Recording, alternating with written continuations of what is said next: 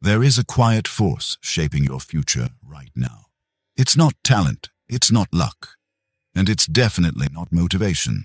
It's the small things you repeat every day, especially the ones that seem too insignificant to matter. Most people never notice this force while it's working. That's why it feels unfair when, years later, some people appear far ahead while others feel stuck in the same place. But there is nothing mysterious about it. No secret shortcut. No overnight breakthrough. There is only one truth. Your life moves in the direction of what you do consistently, not what you intend, not what you plan, not what you promise yourself on motivated mornings, what you actually do, every day. This audiobook is about that truth, and why applying it puts you ahead of 99% of people. Because here's the uncomfortable reality. Being average is not the result of one bad decision. It's the result of thousands of small decisions that felt harmless at the time.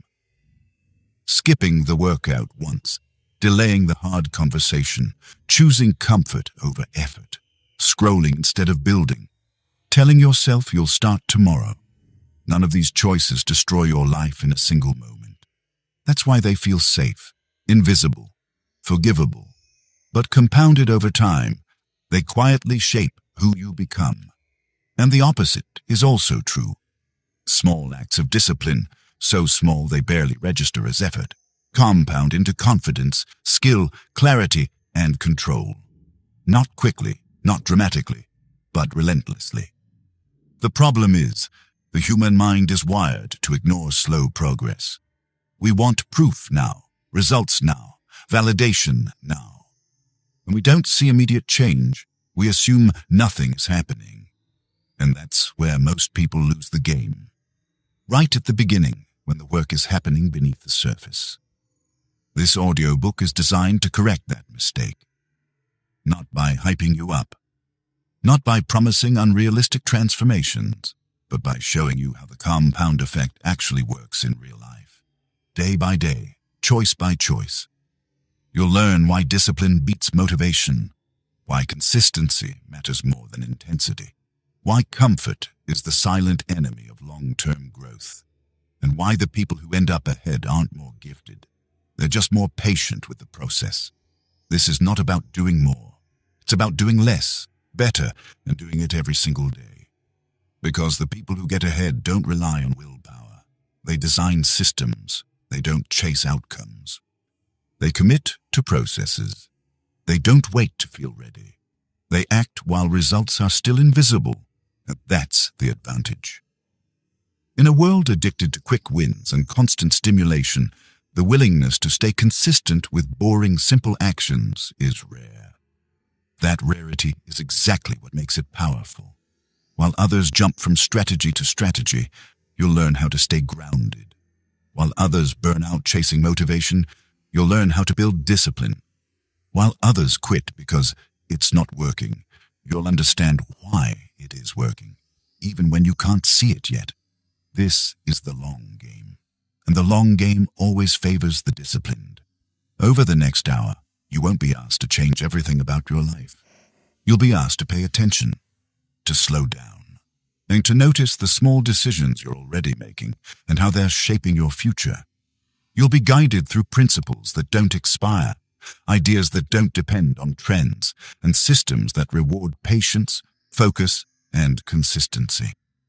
If you're willing to apply them, not perfectly, but daily, you won't need to compete with anyone. Time will do the work for you. Because when the compound effect is on your side, progress becomes inevitable. Stay with this audiobook. Listen carefully. And more importantly, apply what you hear, not someday, today, quietly, consistently, until the results speak for themselves. Chapter 1. Why most people never feel the compound effect. The compound effect doesn't fail people. People fail the compound effect, not because they're incapable, not because they lack intelligence, but because they misunderstand how progress actually works. Most people expect change to announce itself. They wait for a moment when effort suddenly feels rewarding, when results become visible enough to justify the work. And when that moment doesn't come quickly, they assume the process is broken. It isn't. The problem is timing. The compound effect operates in silence. It builds beneath the surface, long before there's anything to show for it. And that silent phase is where almost everyone gives up. Think about how growth actually happens. Strength doesn't show up after one workout. Skill doesn't appear after 1 hour of practice. Confidence doesn't arrive after one brave decision. Each action feels too small to matter on its own. So the mind dismisses it. It says, "This isn't enough." And because it feels insignificant, it feels optional. That's the trap. Small actions feel optional because their consequences are delayed. Skipping one workout doesn't make you weak. Avoiding one difficult task doesn't ruin your career. Choosing comfort one evening doesn't collapse your future. So the brain learns a dangerous lesson. Nothing bad happens when I don't do the work, but something does happen. You just don't see it yet. The compound effect doesn't punish you immediately. It accumulates, quietly, patiently. Every skipped action, every delayed commitment, every excuse compounds in the background, just like discipline would have if you had chosen it instead. This is why so many people feel stuck without knowing why. They're not failing dramatically. They're failing incrementally. And incremental failure feels safe. Another reason people never feel the compound effect is that they confuse intensity with progress. They believe that effort has to feel extreme to be effective. They wait for bursts of motivation, big plans, and dramatic routines. When that level of intensity becomes unsustainable, as it always does, they stop altogether. But compounding doesn't reward intensity. It rewards continuity. One extreme week followed by burnout does nothing. 10 small weeks done consistently change everything. The problem is, the second path feels unimpressive. There's no emotional high, no instant validation, no dramatic before and after moment to post or celebrate. So the mind loses interest.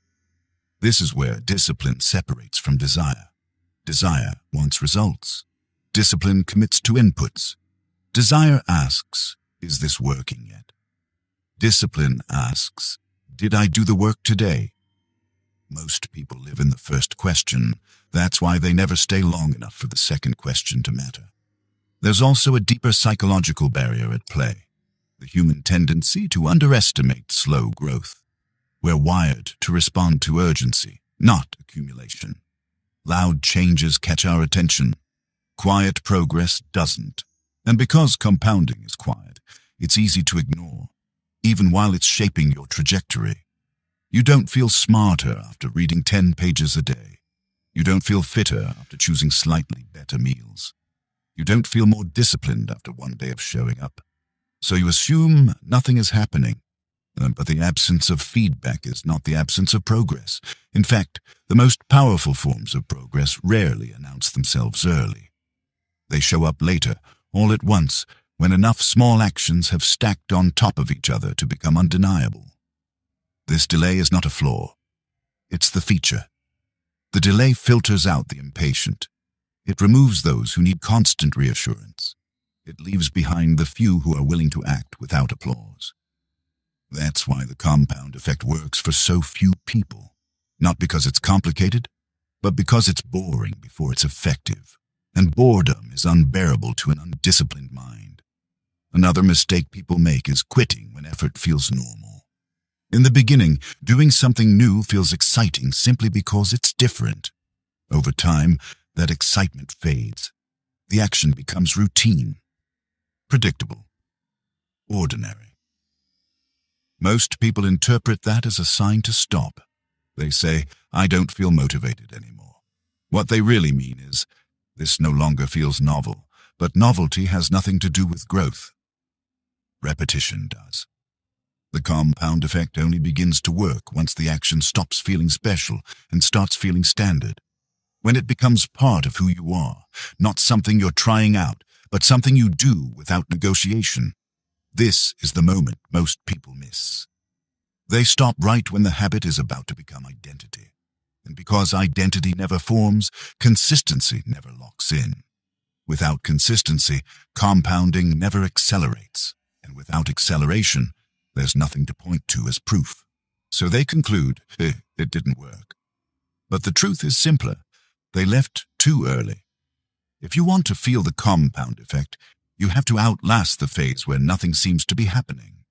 You have to trust that repetition is doing its job, even when the rewards are delayed. This requires a different standard for success. Instead of asking, what am I getting from this? You ask, did I show up today? Instead of tracking outcomes, you track execution. Instead of chasing motivation, you build reliability. This shift is subtle, but it's everything. Because the compound effect doesn't respond to how inspired you feel. It responds to how often you repeat the right actions, calmly, consistently, without drama.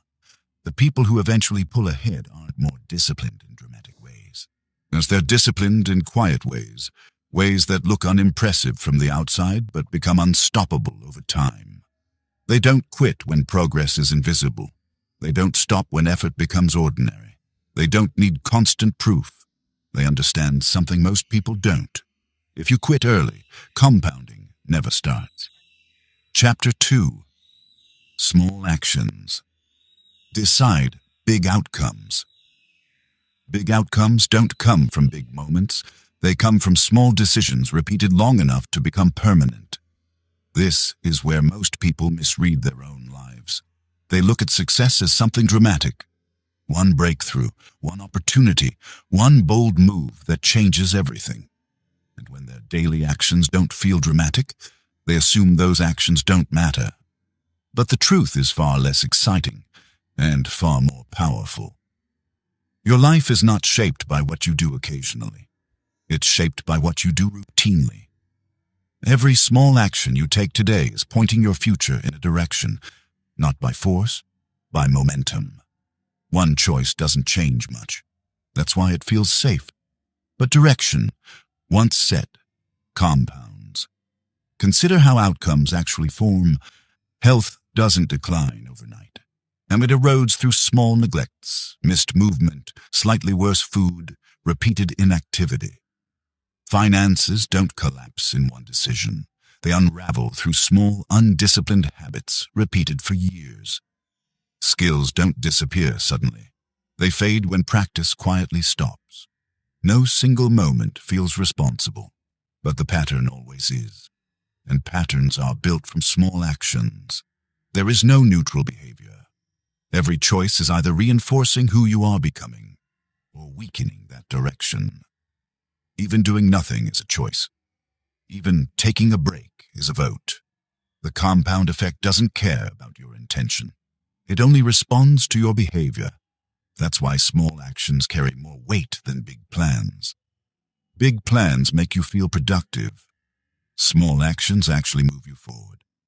Most people confuse motion with direction. They stay busy. They think, they plan, they talk, they consume information, but none of that compounds unless it turns into consistent action. Thinking doesn't compound. Wishing doesn't compound. Learning without application doesn't compound.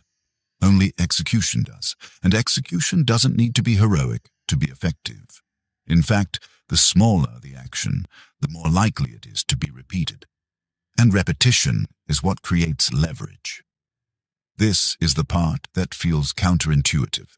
The actions that change your life rarely feel life-changing when you're doing them. Reading a few pages feels insignificant. Practicing a skill for 20 minutes feels unimpressive. Choosing to act when it would be easier not to feels forgettable. But forgettable actions are repeatable.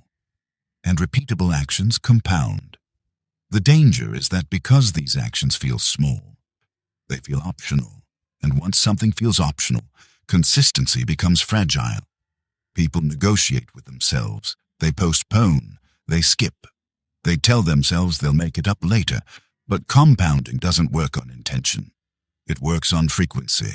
Every time you choose the slightly better option, you're nudging your trajectory. You're not changing your life that day, but you're changing the direction it's moving in, and direction, over time, decides everything. This is why two people can start in the same place and end up worlds apart. Not because one made a single superior choice, but because one made slightly better choices, more often. The gap between where you are and where you want to be is rarely caused by one missing action. It's caused by thousands of tiny ones that were dismissed as too small to matter. And here's the uncomfortable part. Those same small actions are available to you right now. You don't need a new strategy. You don't need more information. You don't need a dramatic lifestyle change. You need to take ownership of the small choices you're already making and decide which ones deserve to be repeated. This requires humility, because it means accepting that your current results are not random. They are the natural outcome of past behaviors, not in a blaming way, but in a clarifying one. If small actions create outcomes, then outcomes are adjustable, quietly, gradually, without force. This is where control comes back into your hands. You stop waiting for motivation. You stop chasing shortcuts. You stop hoping for the right moment. Instead, you focus on what you can repeat. The compound effect rewards those who reduce friction, those who make the right action easy and the wrong action inconvenient, those who don't rely on discipline as a feeling, but as a structure. Because the hardest part of growth isn't doing something once. It's doing something again when it no longer feels meaningful. That's why the most powerful changes start almost invisibly. They don't disrupt your life. They integrate into it. They become part of how you operate, not something you constantly think about. And once an action becomes automatic, compounding accelerates. You don't have to think about showing up. You don't debate whether to act. You just do. This is how small actions turn into big outcomes, not through intensity, but through inevitability. Over time, these small choices stack. Skills sharpen. Confidence grows. Opportunities appear, not because you chased them, but because you were prepared when they arrived. From the outside, it looks like sudden success. From the inside, it feels almost anticlimactic, because the real work happened quietly, long before anyone noticed. That's the advantage of understanding the compound effect early. You stop chasing moments and start building momentum. You stop asking what will change everything and start asking what you can repeat tomorrow. Big outcomes are just the final echo of small actions done consistently. And once you understand that, progress stops feeling overwhelming. It becomes manageable, repeatable, unavoidable. And in the next chapter, we'll address the one thing that determines whether these small actions actually stick. Why consistency beats motivation every single time, and how to build it when you don't feel like it.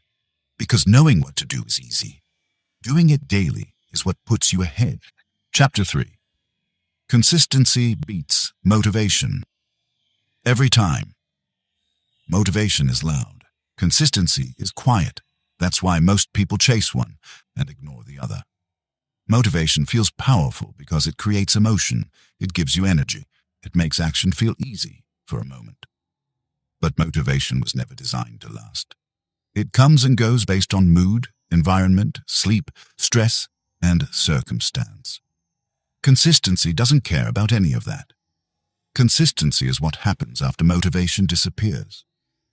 The mistake most people make is believing that motivation is the engine of progress. They wait to feel inspired before they act. And when that inspiration fades, as it always does, they assume something is wrong. Nothing is wrong. They're just relying on the wrong fuel. Motivation is a spark. Consistency is the engine. An engine doesn't need excitement. It needs structure. It needs routine. It needs a system that works even when conditions aren't ideal. This is why consistency beats motivation every single time. Motivation asks, do I feel like doing this today? Consistency asks, is this what I do? That difference seems small, but it changes everything. When action depends on how you feel, discipline collapses under pressure. Stress, fatigue, boredom, or discomfort become excuses. But when action is tied to identity, when it's simply part of who you are, feelings lose their authority. You don't negotiate, you execute. The people who stay consistent aren't more motivated. They're less emotional about their habits. They don't dramatize effort. They don't overthink resistance. They understand that showing up is not a mood, it's a standard. And standards remove friction. When something is a standard, you stop deciding. When you stop deciding, you conserve energy. When energy is conserved, repetition becomes sustainable. This is why consistency compounds and motivation doesn't. Motivation creates bursts of action followed by collapse. Consistency creates a steady signal, small, stable, and reliable. That signal tells your brain this behavior matters. Over time, it rewires your identity. You stop being someone who is trying to improve. You become someone who operates a certain way, and once behavior becomes identity, the compound effect accelerates. Another reason motivation fails is that it depends on visible progress. People feel motivated when results show up, but compounding delays results by design. So the very process that leads to long-term success actively undermines motivation in the short term. This creates a trap. You need consistency to reach results, but you're waiting for results to feel motivated enough to stay consistent. Most people never escape this loop. The way out is simple, but uncomfortable. You act without motivation, not recklessly, not aggressively, calmly, deliberately. You do the work at a level so small it feels almost too easy to skip. But you don't skip it. This is how consistency is built, not through intensity, but through inevitability. You don't aim to feel driven. You aim to feel reliable.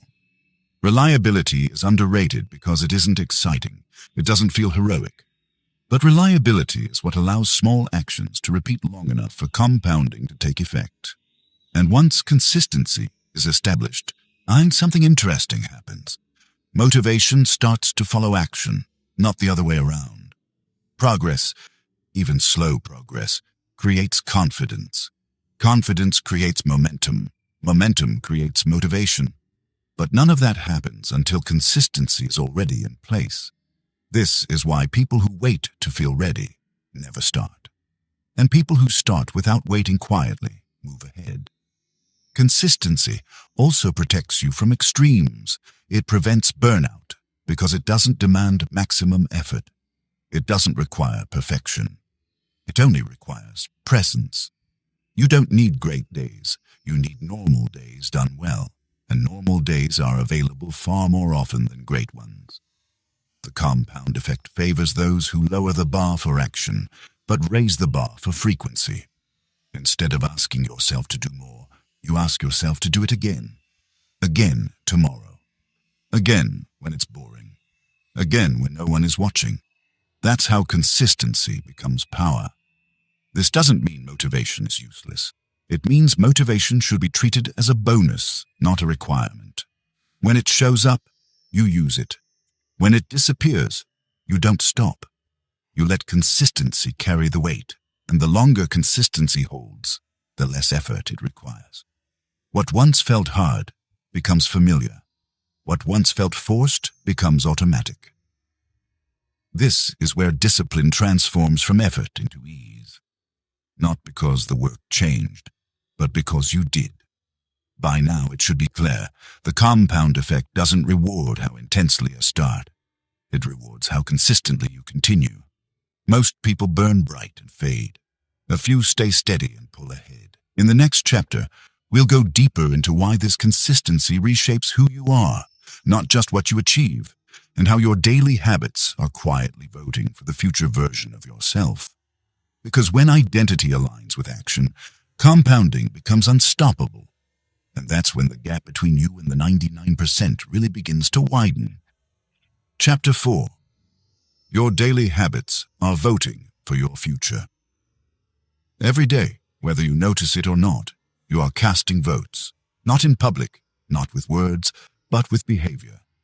Each habit you repeat is a vote for the type of person you are becoming. And over time, those votes add up.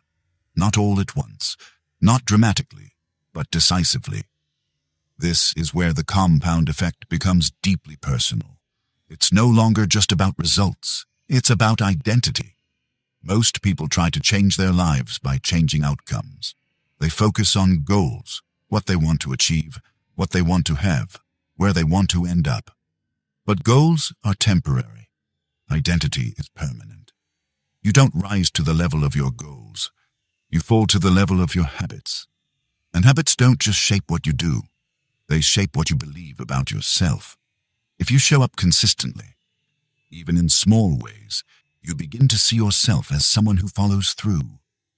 If you repeatedly avoid effort, you begin to see yourself as someone who doesn't. These beliefs don't form through reflection. They form through repetition. Your brain is always watching what you do. It doesn't care what you say you value. It cares what you practice. This is why habits are so powerful and so dangerous. Because once a habit reinforces an identity, it becomes self-protecting. You don't have to force yourself to act. You act because it feels aligned with who you are. And the opposite is also true. When habits conflict with the person you want to become, resistance increases. Action feels heavy. Discipline feels forced.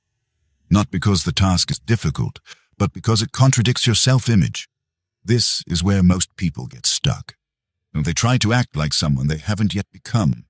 They rely on willpower to override identity, and willpower eventually loses.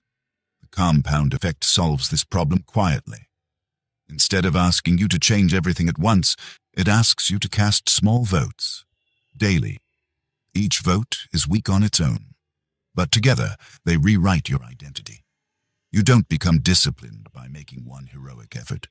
You become disciplined by keeping small promises to yourself. You don't become confident by thinking differently. You become confident by repeatedly doing things that require courage. Over time, the evidence becomes undeniable.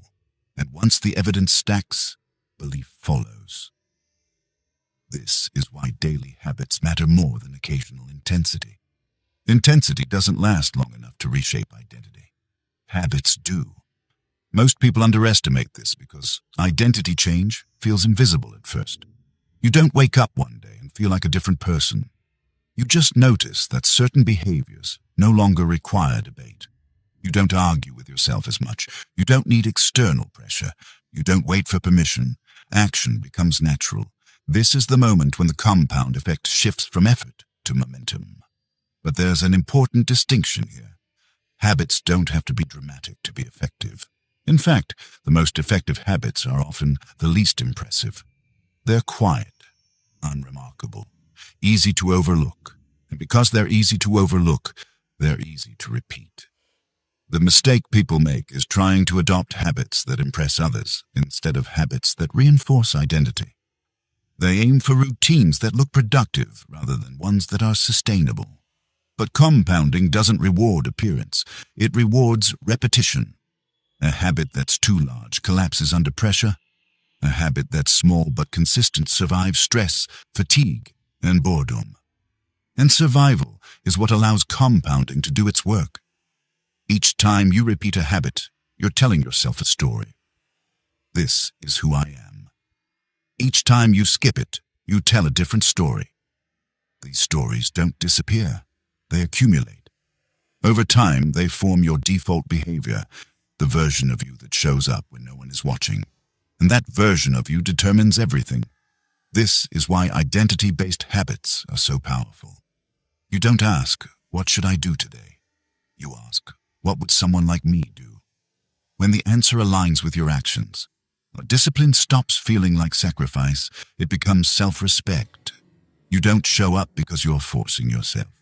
You show up because it would feel wrong not to.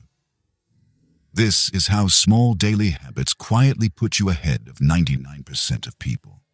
Not because you're doing more, but because you're becoming someone different. While others rely on motivation, you rely on identity. While others wait for results, you build evidence. While others struggle to stay consistent, consistency becomes automatic. The compound effect doesn't just change what you achieve. It changes who you are. And once identity shifts, behavior follows effortlessly. In the next chapter, we'll confront the biggest threat to this process, the comfort that feels harmless but slowly erodes discipline. Because compounding only works when growth is allowed to be uncomfortable, and comfort is very good at convincing you otherwise. Chapter 5. Why comfort is the enemy of compounding. Comfort rarely looks dangerous. It doesn't announce itself as a threat. It doesn't demand anything extreme. It simply asks you to stay where you are. That's why it's so effective. Most people don't fail because they choose the wrong path. They fail because they choose the comfortable one, again and again, until growth quietly disappears from their lives. The compound effect cannot survive in comfort. Not because comfort is evil, but because comfort removes friction. And friction, when applied in small, controlled doses, is what creates strength. Growth requires resistance. Compounding requires tension. Without it, nothing adapts. The problem is that comfort feels earned. After effort, after stress, after a long day, comfort feels justified, and occasionally it is. But when comfort becomes the default response to discomfort, discipline erodes. Not suddenly, gradually. One skipped challenge doesn't matter. One avoided task doesn't collapse progress. One night of choosing ease doesn't undo identity, but repeated avoidance compounds just like discipline does. Each time you choose comfort over effort, you teach your brain an important lesson. Discomfort is optional. Over time, that lesson becomes belief, and belief shapes behavior. Soon, anything that feels slightly difficult triggers resistance. You delay. You rationalize. You wait for conditions to improve. And while you're waiting, momentum leaks. This is how people slowly lose the compound effect without realizing it. They don't stop working. They stop stretching. They stay busy, but inside a shrinking comfort zone. The danger of comfort is not inactivity. It's stagnation disguised as stability. Comfort keeps you doing what you already know how to do. It keeps effort predictable. It keeps outcomes familiar, and familiarity feels safe. But safety doesn't compound. Only growth does. The compound effect depends on small, repeated exposures to difficulty. Not overwhelming stress, not burnout-level effort. Just enough discomfort to force adaptation. A slightly harder task. A slightly longer focus period. A slightly uncomfortable conversation. These moments don't feel impressive. They don't feel like breakthroughs. But they are the exact moments where compounding is born. Every time you lean into discomfort instead of away from it, you widen your capacity. You teach yourself that effort is survivable, that resistance is temporary, that growth is possible without catastrophe. And that lesson compounds. The opposite lesson compounds too. If you repeatedly escape discomfort, your tolerance shrinks. What once felt manageable starts to feel heavy. Effort feels larger than it is. Discipline feels harder than it should. This is why comfort makes people fragile. Not weak, fragile. They can function well as long as conditions are ideal. But the moment pressure appears, consistency breaks, habits collapse, identity fractures. The compound effect demands resilience, and resilience is built through exposure, not avoidance. This doesn't mean you should seek suffering. It means you should stop avoiding mild discomfort, the kind that signals growth, not danger. Discomfort that asks you to focus when you want to drift. Discomfort that asks you to act when you want to delay. Is discomfort that asks you to stay present instead of numbing out. These are small moments, quiet moments, easy to dismiss. But they are the moments where most people choose comfort and where a few choose compounding instead. Those few don't look extreme. They don't appear obsessed. They simply have a higher tolerance for doing what feels slightly uncomfortable without making it a big deal. They don't dramatize effort. They don't negotiate with resistance. They don't need to feel ready. They act. And because they act consistently, their comfort zone expands. What once felt difficult becomes normal. What once required discipline becomes automatic. This is the quiet power of compounding discomfort. You don't need to overhaul your life. You need to stop retreating from growth. Each day offers opportunities to choose effort over ease, and most are small enough to ignore. But small opportunities repeated daily decide everything. Comfort says, you deserve a break. Discipline asks, who do you want to become? The compound effect listens to the second question, and here's the paradox. The more you choose short-term discomfort, the more comfortable your long-term life becomes. Confidence grows, capability expands. Stress decreases, not because life gets easier, but because you get stronger. That strength doesn't arrive all at once. It accumulates, quietly, daily, relentlessly. In the next chapter, we'll shift focus to one of the most misunderstood ideas in growth. Why obsessing over results actually destroys compounding, and why those who win long-term learn to fall in love with the process instead. Because when the process becomes the goal, progress becomes inevitable. Chapter 6. Focus on the process, not the results. Results are loud. The process is quiet. That's why most people stare at one and ignore the other. They measure progress by what they can see. Numbers, outcomes, recognition. And when those things don't move fast enough, doubt creeps in. Effort feels pointless. Discipline feels unrewarded. So they change direction. Or worse, they stop. But the compound effect was never designed to respond to obsession with results. It responds to commitment to process. Results are lagging indicators.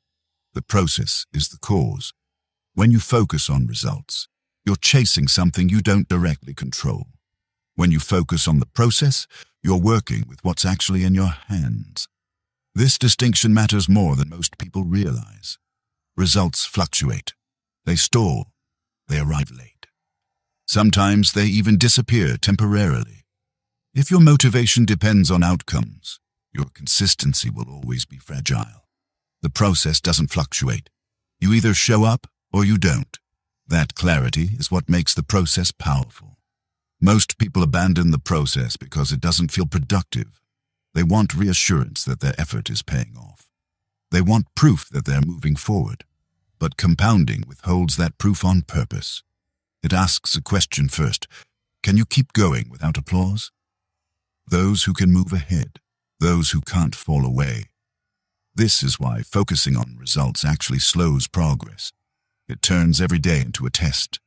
Is this working yet? And every time the answer feels like not enough, discipline weakens.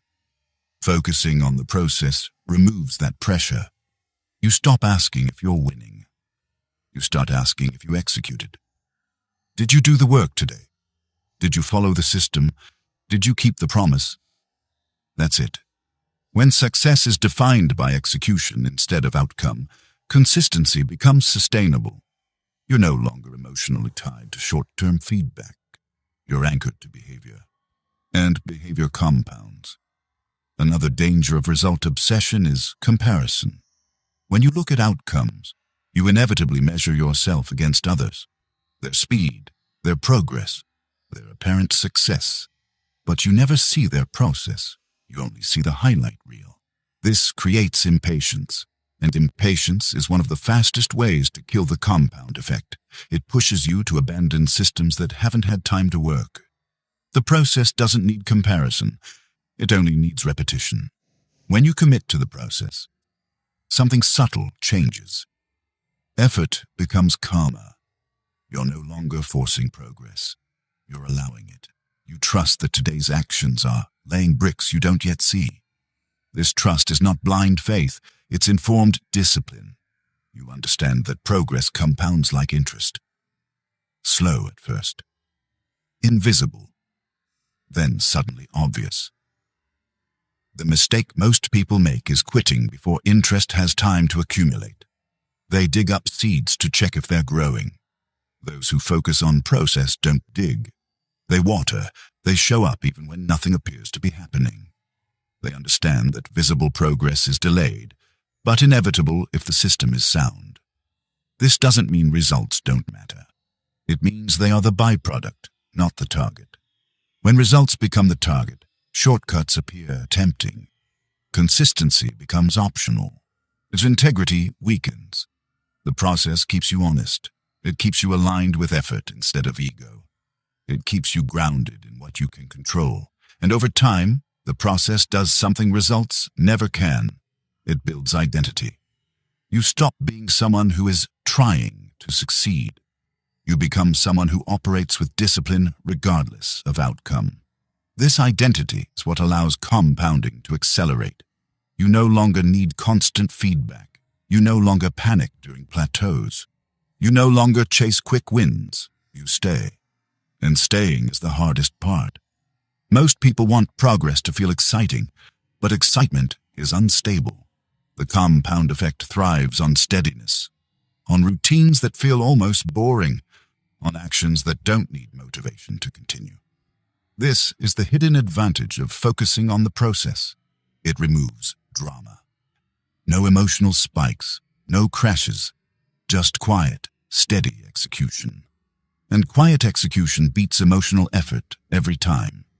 If you want the compound effect to work for you, redefine success.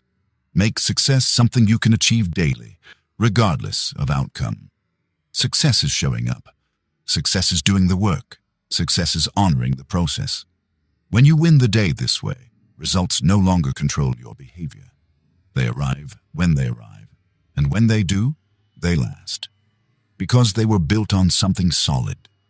In the next chapter, we'll confront one of the most painful truths of compounding, why most people quit right before it works, and how to stay grounded during the phase where effort feels unrewarded.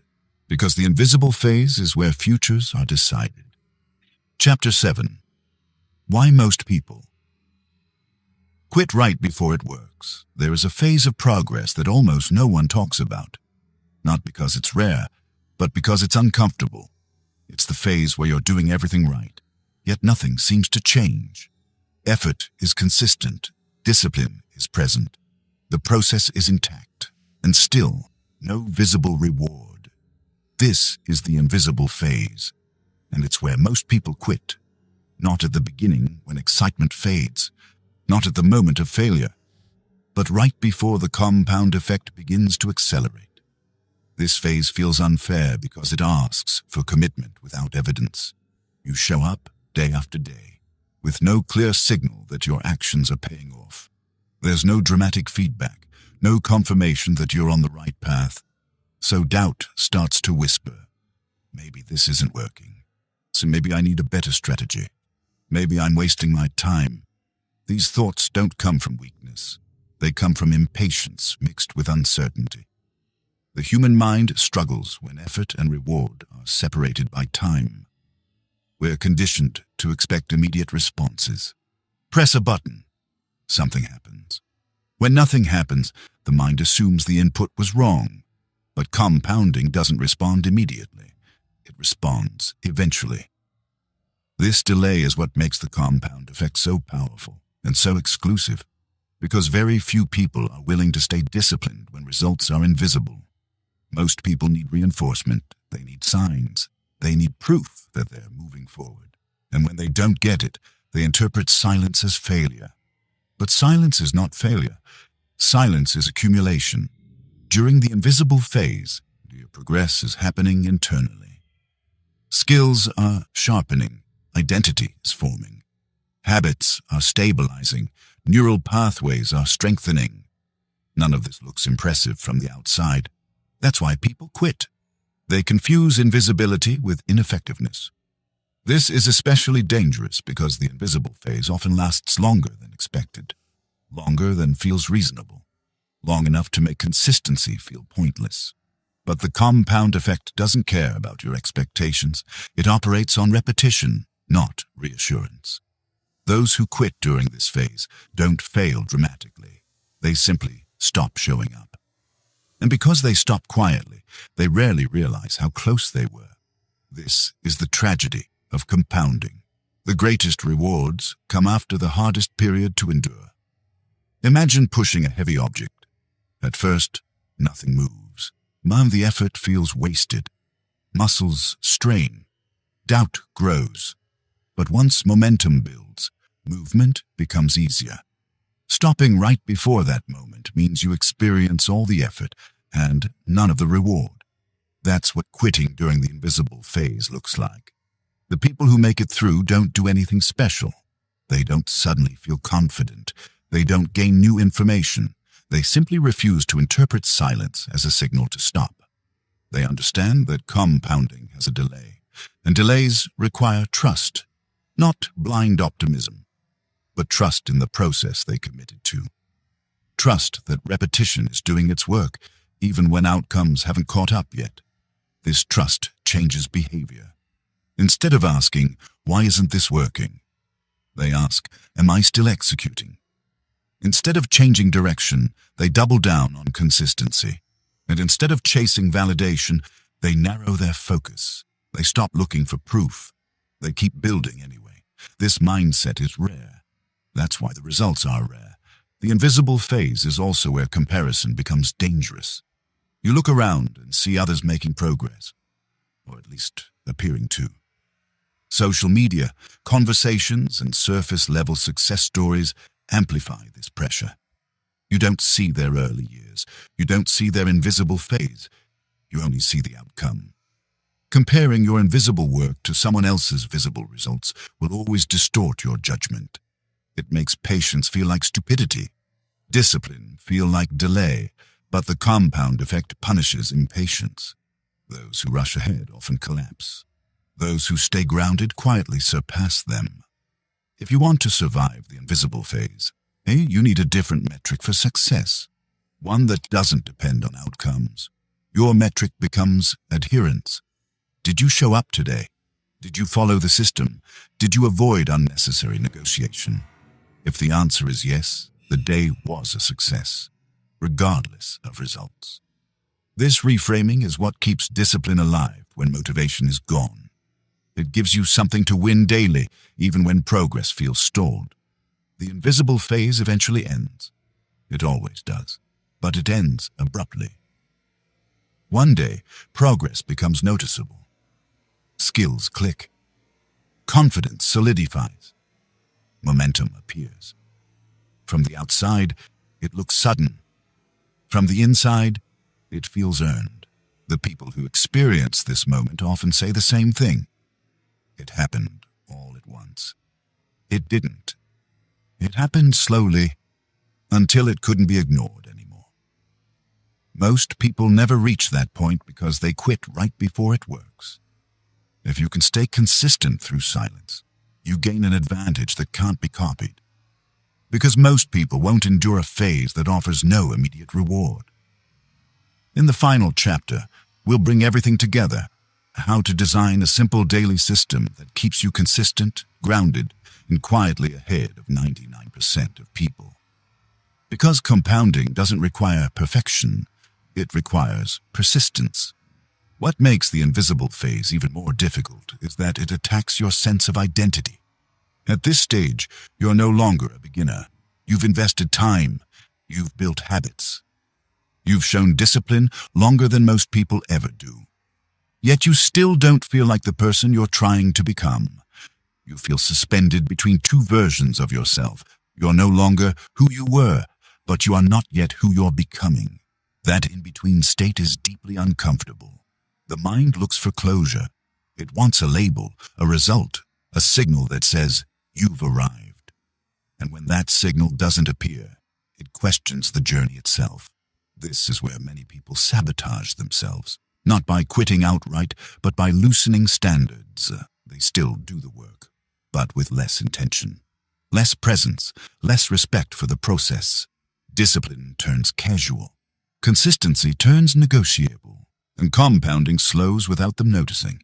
And the invisible phase demands something most people are not trained to give: quiet faith in repetition.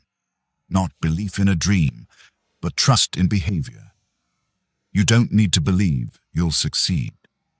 You need to believe that showing up matters, even when nothing changes today. That belief is fragile. It must be protected. This is why the most dangerous thought during the invisible phase is not, "I'm tired," or "This is hard." It's, "I deserve a break because I've been consistent."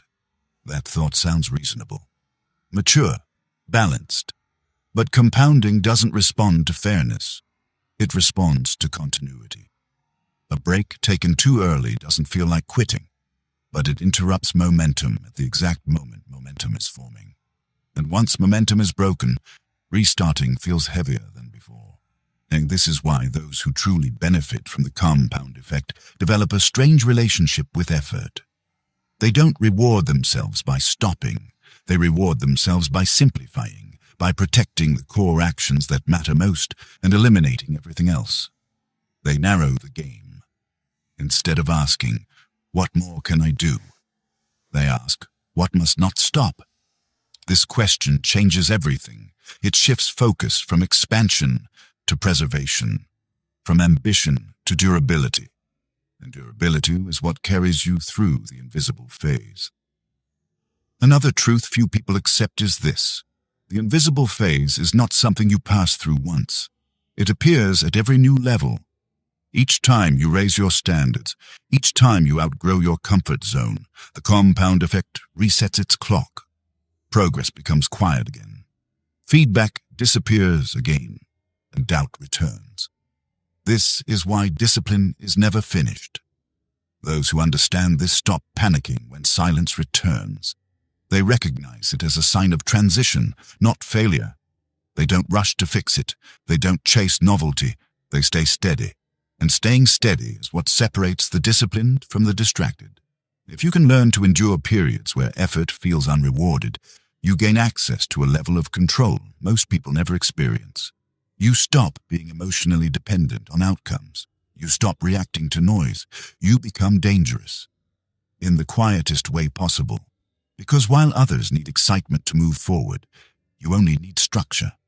While others quit when progress hides, you continue without needing permission.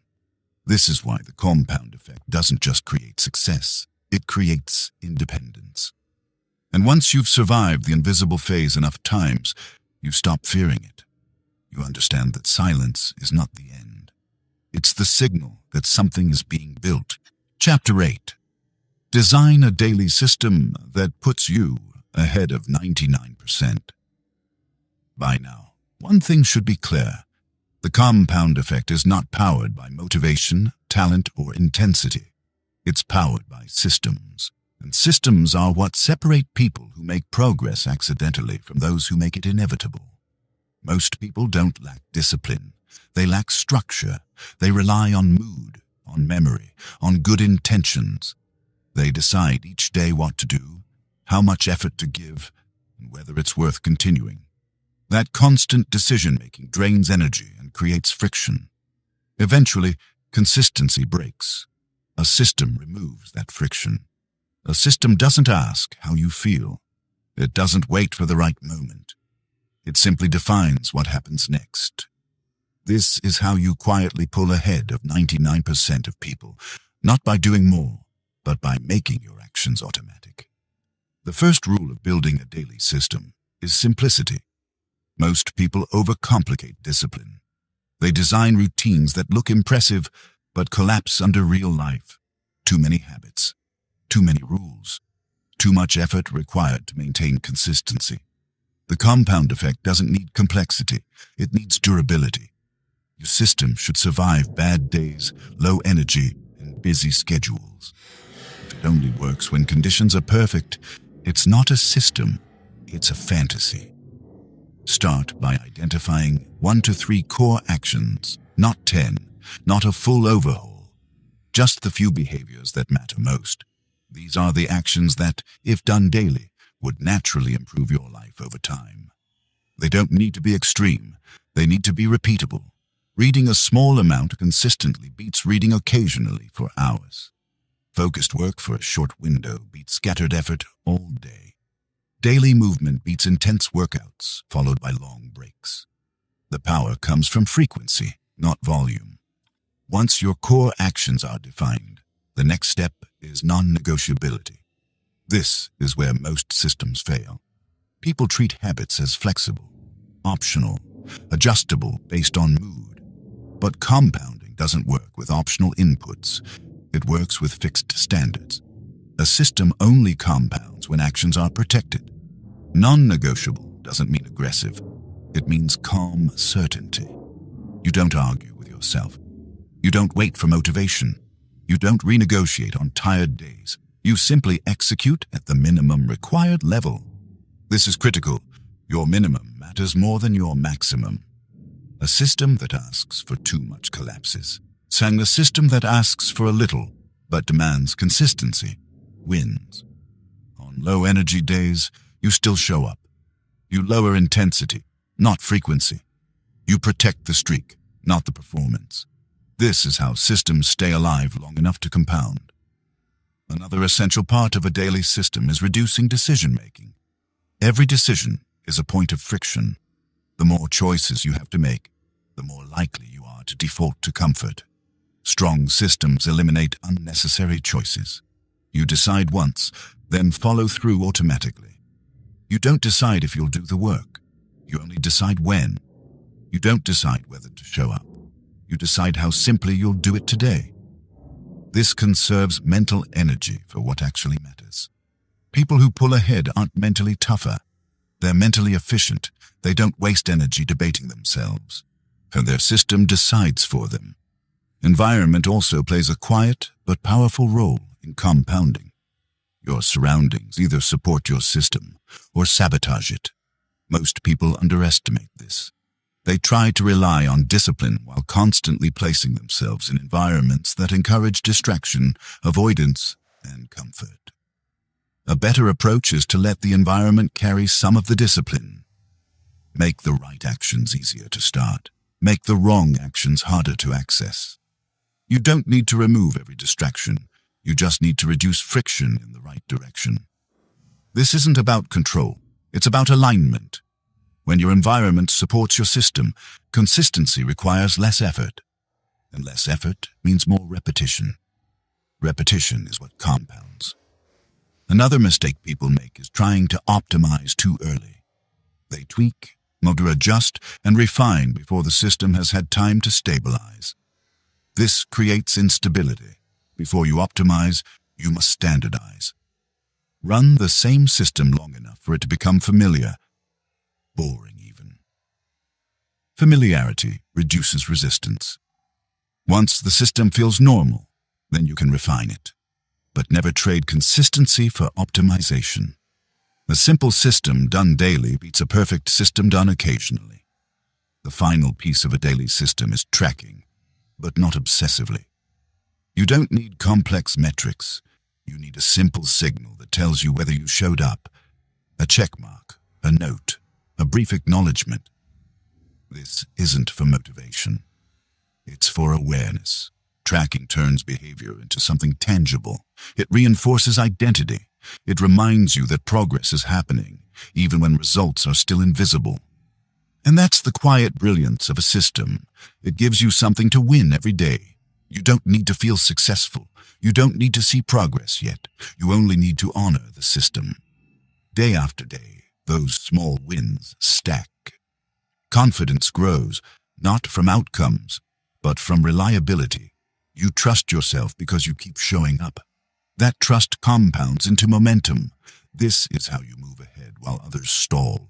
Not by intensity, not by comparison, but by designing a daily system that removes friction, protects consistency, and runs quietly in the background of your life.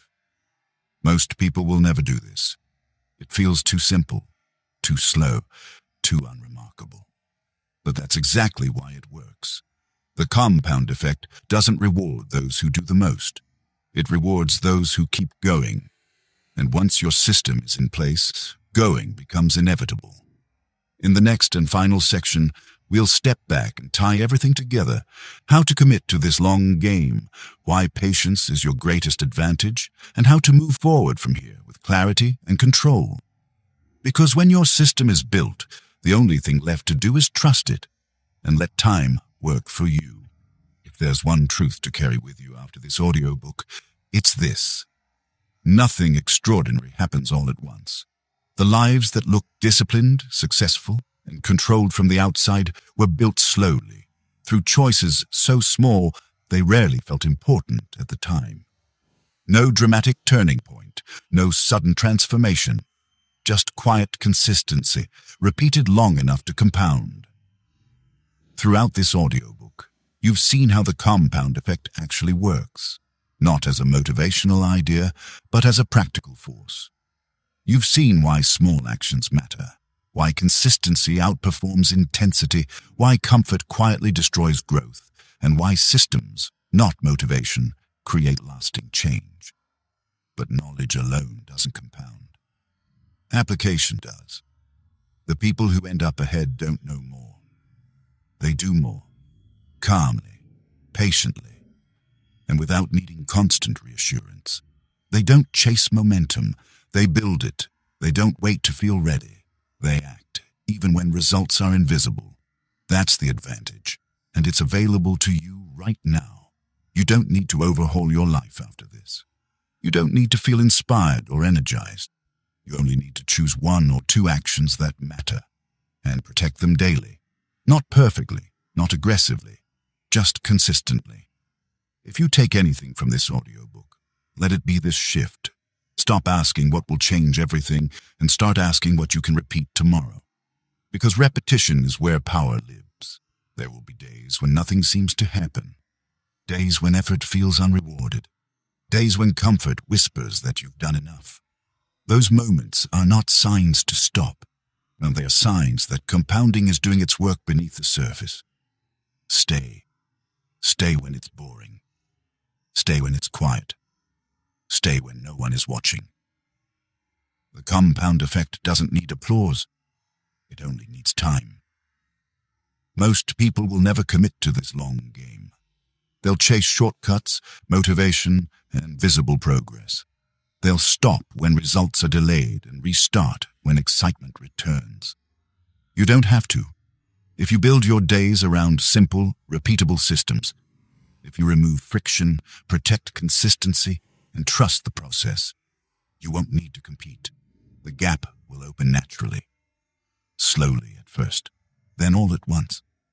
And one day, the life you're building will no longer feel like effort. It will feel like identity. Discipline will feel natural. Focus will feel normal. Growth will feel expected. Not because life got easier, but because you got stronger. This is how people quietly move ahead of 99% of others. Not through pressure, not through perfection, but through patience, structure, and relentless consistency. Now the responsibility shifts to you. Choose what stays. Choose what repeats. Choose what compounds. And then let time do what it does best. If this audiobook gave you clarity, perspective, or direction, share it with someone you know who might need it right now. Someone who feels stuck. Someone who's tired of starting over. Someone who's ready to play the long game. Thank you for spending this time here. Stay disciplined, stay patient, and keep building quietly. The compound effect never loses.